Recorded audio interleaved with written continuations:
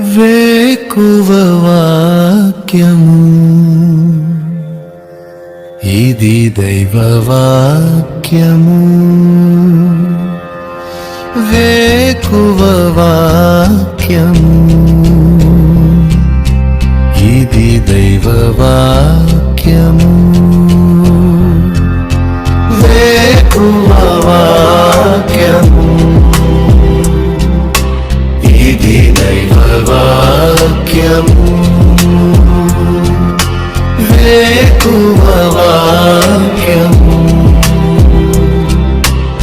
ఇది దైవ వాక్యము. వేకువ వాక్యము వేకపు వడు కొరకై పరిశుద్ధ గ్రంథం బైబిల్లో నుంచి యెషయా గ్రంథము 54వ అధ్యాయము 17వ వచనం చివరి మాట, న్యాయ విమర్శలో నీకు దోషారోపణ చేయు ప్రతివానికి నీవు నేరస్థాపన చేసేదవు. ప్రభునందు ప్రియులారా, నీవు కూడా ఈ దినాన అన్యాయంగా చేయని తప్పుకు నింద అనుభవిస్తూ దోషారోపణ చేయబడుతూ ఉన్నావేమో. తెలియని దానికి నీ మీద నిందలు వేస్తూ నీ మీద ఎన్నో నేరాలు మోపుతున్నారేమో. ఇవన్నీ కూడా దేవుడు నీకు ఇవ్వబోయే విజయానికి పునాది అని గుర్తుపెట్టుకో.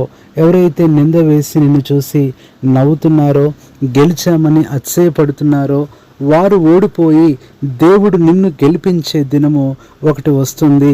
నీ విజయాన్ని చూసి సిగ్గుపడి తల వంచుకునే పరిస్థితి ఒకరోజు అందరికీ వస్తుంది. దిగులు పడవద్దు, నవ్విన నాపచేను పండుతుంది అని ఒక సామెత కూడా ఉంటుంది. నేను చూసి నవ్వుతున్నారేమో, నిందిస్తున్నారేమో, నేరారోపణ చేస్తున్నారేమో. ప్రియ సహోదరి సహోదరుడా, వారందరినీ దేవుడు ఒక దినాన నీ పాదముల దగ్గరకు తీసుకొని వస్తాడు. నీ చేతికి అప్పగించే దినం ఒకటి ఉంటుంది. ఆ దినం కోసం ఎదురు చూడు. అంతిమ విజయము నీదే. బైబిల్లో కొంతమంది అలాగే నేరారోపణ చేయబడి చివరికి వారి చేతే నేర స్థాపన చేయబడతా వచ్చారు. మొట్టమొదటిగా చూసినట్లయితే ఆదికాండము 27వ అధ్యాయము 41వ వచనము, యాకోబుకిచ్చిన దీవెన నిమిత్తము ఏశావు అతని మీద పగపట్టెను. మరి ఏశావు నా తండ్రిని గురించిన దుఃఖదినములు సమీపంగానున్నవి, అప్పుడు నా తమ్ముడైన యాకోబును చంపెదను అనుకునేను. ఇక్కడ యాకోబు చేసిన పనిని బట్టి ఏశావు ఎలాంటి నేరస్థాపన లేదా దోషారోపణ చేస్తున్నాడంటే, ఇక యాకోబు చనిపోవాలి అనుకుంటున్నాడు.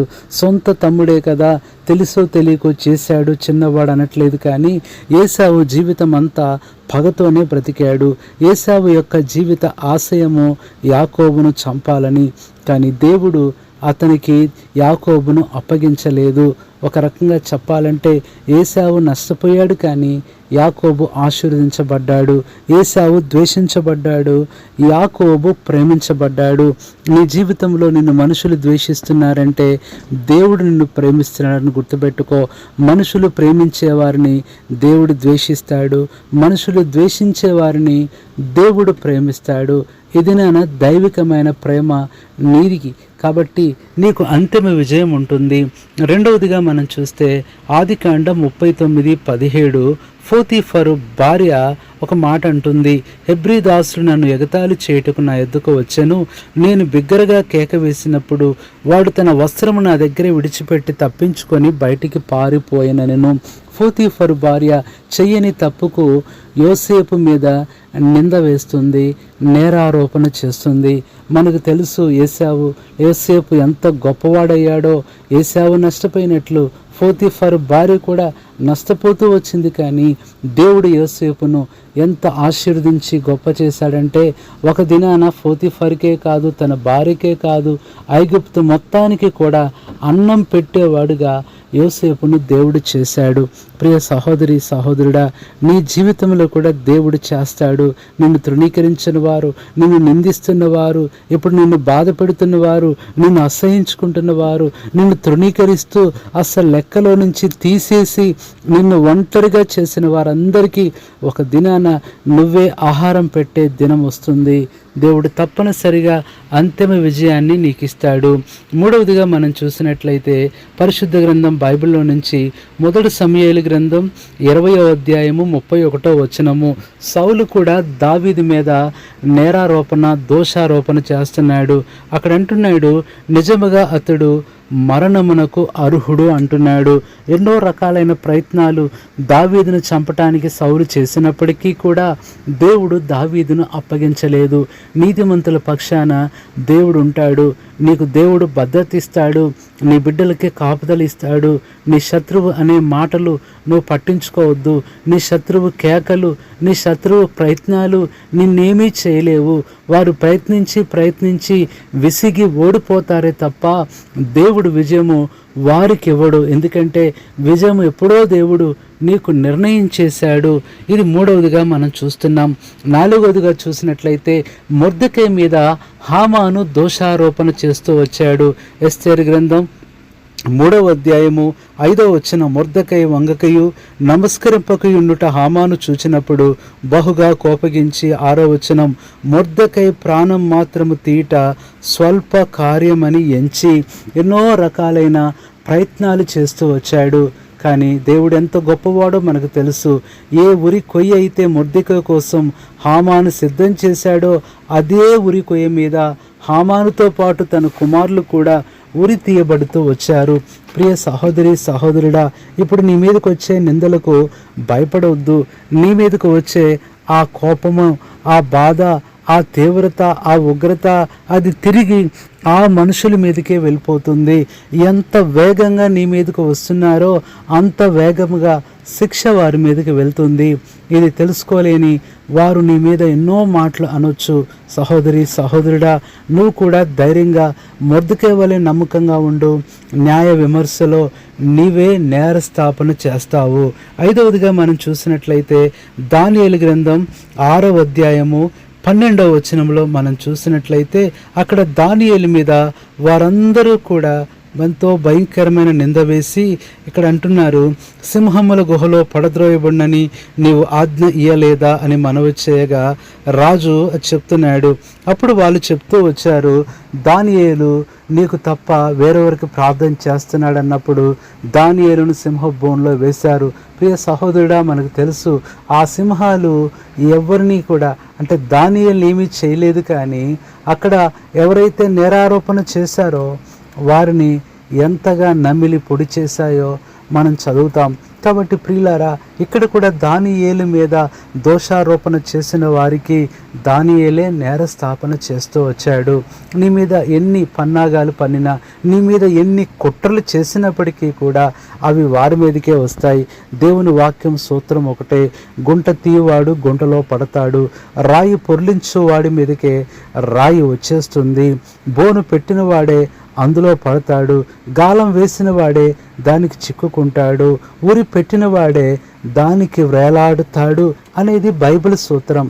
కాబట్టి సహోదరుడా సహోదరి, నీ జీవితంలో కూడా ధైర్యంగా ఉండు.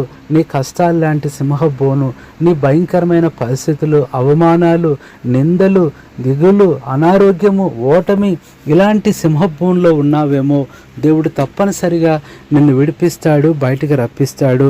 ఆరవదిగా చూసినట్లయితే మొదటి రాజుల గ్రంథం 21:13లో అక్కడ ఆహాబు, యెజెబెలు నాబోతు మీద వారు దోషారోపణ చేస్తూ వచ్చారు. అక్కడ చూస్తే అప్పుడు పనికిమాలిన 2 మనుషులు సమాజంలో ప్రవేశించి అతని ఎదుట కూర్చుండి నాబోతు దేవుణ్ణి రాజును దూషించినని జనుల సమక్షమున నాబోతు మీద సాక్ష్యము పలకగా. ప్రియ సహోదరుడా, మనకు తెలుసు అక్కడ నాబోతు హతసాక్షి అయినప్పటికీ కూడా ఆ శిక్ష, ఆ రక్తము అనేది వారిని వదిలిపెట్టలేదు. మొదటి రాజులు 21:19లో ఎంతో భయంకరమైన ఆ శిక్షను కుక్కలు ఆ రక్తమును తాగేటట్లు అలాంటి పరిస్థితి వారు తెచ్చుకున్నారు. ప్రియ సహోదరి సహోదరుడా, నీ శత్రువు ఎంత వెర్రవీగుతున్నాడో అంత శిక్ష పొందుతాడు అనేది అది నిశ్చయము. నిన్నెంత బాధ పెట్టి అవమానపరుస్తున్నారో, ఇబ్బంది పెడుతున్నారో దానికి 1000 రెట్లు వారు అనుభవిస్తారు అనే సంగతి ఇది యథార్థం. కాబట్టి ఇవన్నీ ఏం చూపిస్తుంది అంటే, ఇలాంటి పరిస్థితుల్లో నువ్వు కలుగు చేసుకోవద్దు, నువ్వు మౌనంగా ఉండు, పరిస్థితులన్నీ భరించు, ప్రభు కొరకై సహించు, ఆయన ఇచ్చే విజయం కొరకు, విడుదల కొరకు కనిపెట్టు, నిరీక్షించు. పగ తీర్చుట ప్రభువు పని, ప్రభువే చూసుకుంటాడు. 7వదిగా చివరిగా చూస్తే, చివరికి ప్రభు యేసు క్రీస్తు వారిని కూడా మనుషులు విడిచిపెట్టలేదు. మత్తయి సువార్త 26:61 తుదకు 2 మనుషులు వచ్చి వీడు దేవాలయంను పడగొట్టి 3 దినముల్లో దాన్ని కట్టగలని చెప్పానని ఆ భయంకరమైన నింద వేశారు. అంతేకాదు మరణానికి పాత్రుడు అర్హుడని సిలువ వేయమని కేకలు వేశారు. కానీ ఆ సిలువ, ఆ మరణము, ఆ సమాధి ఆయన్ని బంధించలేదు. ఆయన తిరిగి లేచాడు. ప్రియ సహోదరి సహోదరుడా, ఇవన్నిటిని బట్టి నీ జీవితంలో కూడా ఈ గొప్ప నిరీక్షణ కలుగుతుంది. నిన్ను కూడా ఇబ్బంది పెడుతున్నారేమో, నీ మీద నేరారోపణ చేస్తున్నారేమో, ఎలాంటి పరిస్థితి వచ్చినప్పటికీ కూడా నీవే రేపు నేరస్థాపన చేస్తావు. ఎందుకంటే దేవుడు నీ నీతిని ప్రజలు కనుగొలిగేటట్లు చేస్తాడు. అంతిమ విజయం నీదే. ధైర్యంగా ఉండు.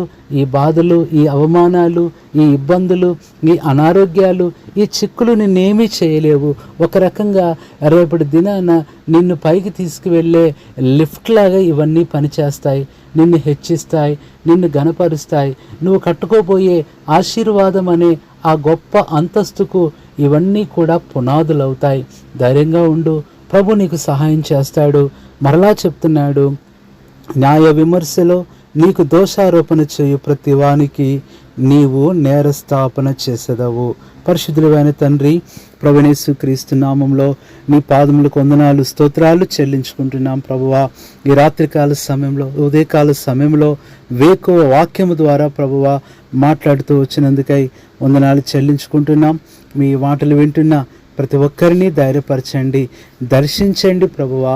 ఈ దినమే తండ్రి వారికి వస్తున్న ప్రతి నిందలు, కష్టాలు, బాధలు అన్నిటి మీద విజయం ఇచ్చి ప్రభువా, ఎవరైతే దోషారోపణ చేస్తున్నారో వారికి నేరస్థాపన చేసేవారుగా వారి జీవితాన్ని మీరు విజయముతో, ఘనతతో, మహిమతో నింపుతూ రమ్మని ఈ మాటలు వింటున్న మా ప్రియులు వారి బలహీనతలు, సమస్యలు ఏదైతే ఉన్నదో ప్రతిది కూడా విడిపించమని, ఈ దినమంతా వారి పనులు, ప్రయాణాలు, ప్రయత్నాలు సఫలము చేసి మహిమ పొందమని కృతజ్ఞతాస్తుతులు చెల్లిస్తూ ఆదరించి ధైర్యపరచమని మా ప్రభువైన యేసుక్రీస్తు నామములో హృదయపూర్వక వందనాలు, కృతజ్ఞతాస్తుతులతో ప్రార్థిస్తున్నాము తండ్రి.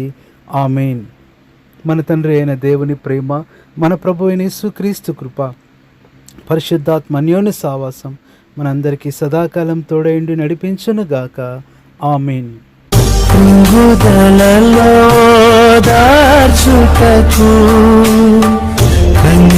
కన్నీటినంతటిని తుడుచుటకు దినమంతా సిద్ధపరచుటకు దైవ చిత్తం గ్రహించుటకు